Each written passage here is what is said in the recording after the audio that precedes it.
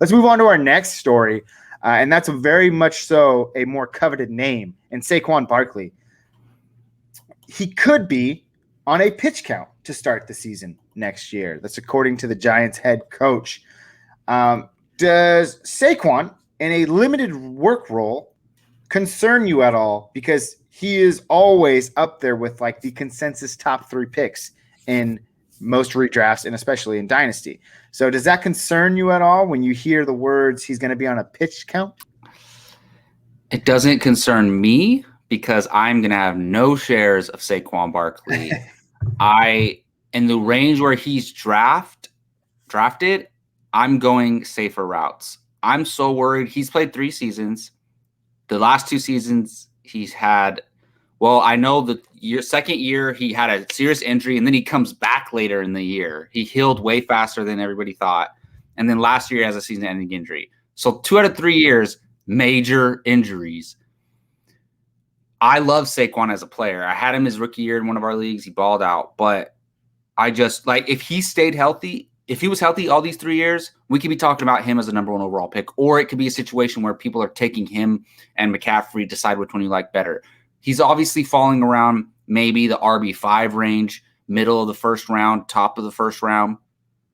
I'm going to go safer. I'm going to go maybe Jonathan Taylor or even Zeke if I'm picking around there.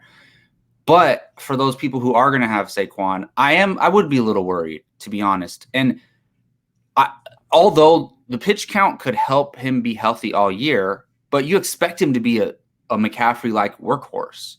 And if he's not going to be that, then is he that as valuable as he's being drafted? So a little worried, but not too much, to be honest. Yeah, I like the way that you phrased that. And one important thing to note is that the Giants as a whole have been hyped a lot this offseason with the additions of Kenny Golladay, Kadarius Toney, Saquon's health, Daniel Jones sort of improving.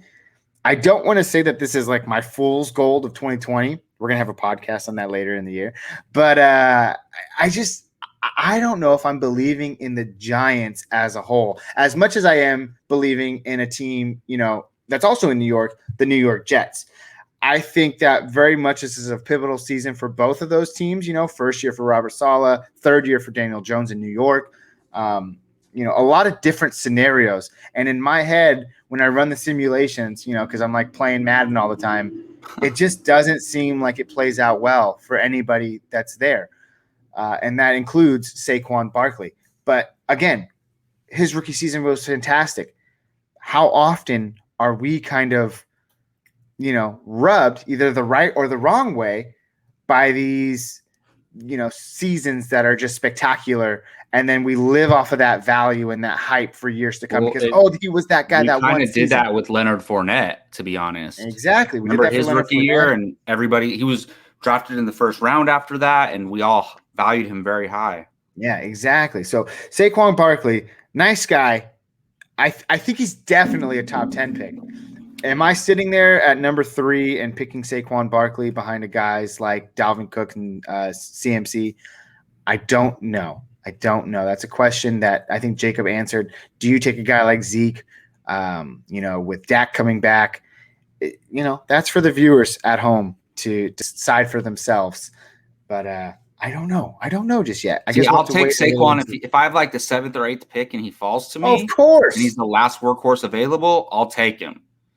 But if I have the 3rd or 4th pick, I'm going somewhere else. Yeah, of course. Good point.